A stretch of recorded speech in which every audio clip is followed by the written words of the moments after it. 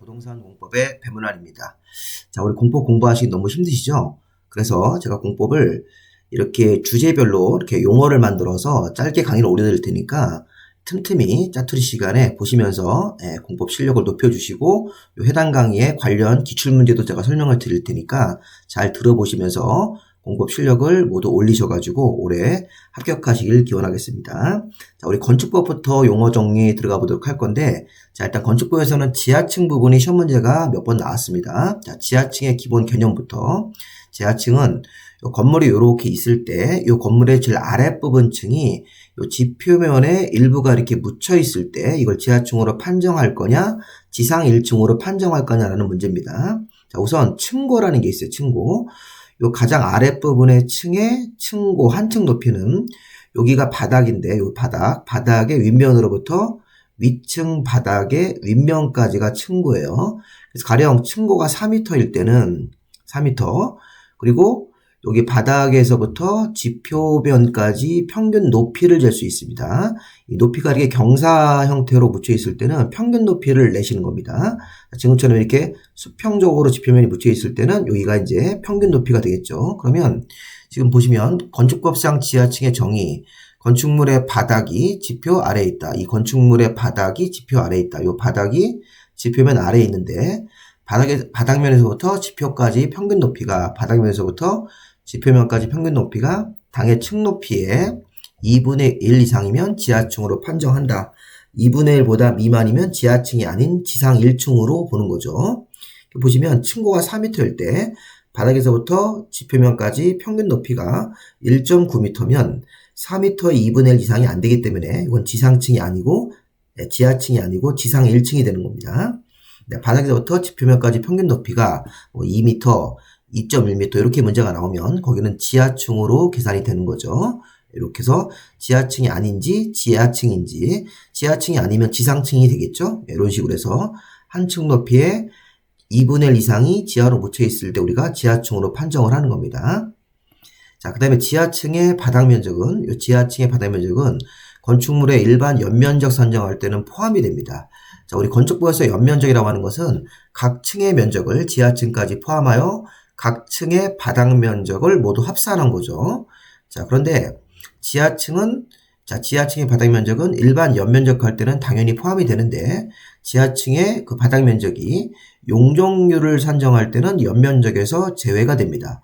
자, 우리 수업 시간에 많이 배우신 개념으로. 자, 이 건물을 보시면 대지 면적이 지금 100제곱미터고 건축 면적이 50이라고 나와 있죠. 왜냐면 건폐율이 50이니까 50 정도의 면적으로만 건물을 짓는 겁니다. 근데 용적률이 200%로 건축을 하라고 돼 있네요. 그럼 용적률 공식에다가 200을 넣고 이 분모 대지 면적 100을 집어넣으면 용적률에 따른 연면적이 200제곱미터가 나옵니다. 근데 이 사람은 건물을 졌을 때 어떻게 졌습니까? 지금 지상으로 5개 올리고 지하를 또 하나를 냈어요. 자, 좀 전에 우리가 지하층의 면적은 지하층의 바닥 면적, 지하층 부분은 용적률을 산정할 때는 연면적이 더 제외되기 때문에 200제곱미터를 지을 때, 건축할 때 지하를 50을 냈더라도 요거는 제외하고 지상으로 올리는 것만 계산하겠다는 거죠. 자, 이게 용적률에 따른 연면적은 지상의 볼륨을 규제하는 거기 때문에 지상 부분만 계산합니다. 그리고 하나 더, 지상에 부속 용도의 주차 공간이 있을 때, 지상 1층이 부속 용도의 주차 공간일 때는, 주차 공간이면 여기도 빼고 이렇게 200을 짓는 거죠. 이렇게 해서 우리가 건축물을 지을 때 용적률이 200%, 연면적이 200이 나왔죠. 100제곱미터에 2배이기 때문에 이 사람은 2, 3, 4, 5는 상가로 50씩 올려서 여기만 잡히는 거고 지상 1층과 지하 부분은 제외한다. 여기 연면적 올릴 때 용적률에 따른 연면적 할 때, 그래서 요 개념 지하층은 용적률을 산정할 때는 용적률 연면적 계산할 때 지하층의 바닥 면적은 제외하고 올리는 거죠. 그런데 실제 이 건물의 연면적은 용적률에 따른 연면적이 아니라 그냥 연면적은 300이 되는 것이죠. 자, 그리고 하나 더, 지하층은 층수에 산입하지 않습니다.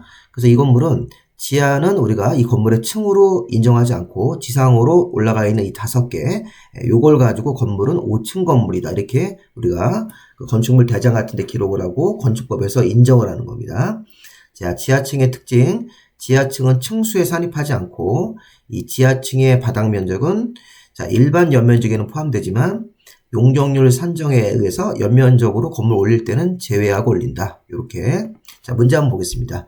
자, 가장 옳은 겁니다. 지하층 기출문제인데 지하층은 건물 층수에 산입되지 않는다죠. 틀렸고 지하층의 바닥 면적은 용적률을 산정할 때는 그 연면적에서 제외된다. 자, 2번이 맞네요.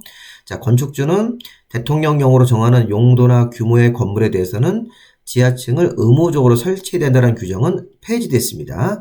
자, 과거에는 건축주가 대통령령으로 정하는 큰 규모의 건물을 지을 때는 지하층을 의무적으로 설치해야 되는 규정이 있었는데 지금은 이런 의무 규정이 없더라도 알아서 건물주가 지하층을 만들기 때문에 이런 의무 규정은 폐지됐으니까 이 규정은 그냥 폐지다 이렇게 알아두시면 되겠습니다. 지하층은 건축물 바닥이 지표 아래에 있는 층으로 바닥에서부터 지표까지 평균 높이가 당의 층 높이의 2분의 1 이상만 되면 지하층이니까 3분의 2 이상이 되는 것을 말한다가 아니라 기준이 2분의 1 이상.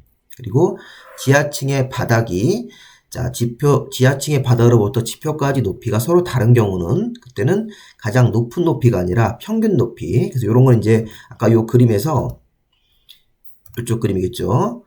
또 지표면이 이렇게 경사면으로 붙이는 경우도 있습니다. 그럴 때는 이 평균 높이를 가운데쯤 찾아서 그 평균 높이로 이 높이를 계산하는 거니까 그렇게 해서 이 평균 높이로 계산하는 거지 가장 높은 높이로 계산하는 게 아닙니다. 자, 여기까지 건축법 지하층 개념 봤습니다. 계속 이렇게 짧게 올리도록 할 테니까 여러분들 열심히 공부하시고 이 구독과 좋아요 좀 눌러주십시오. 이거 구독하셔야지만 시험 합격할 수 있습니다. 자, 여기까지 마무리하겠습니다.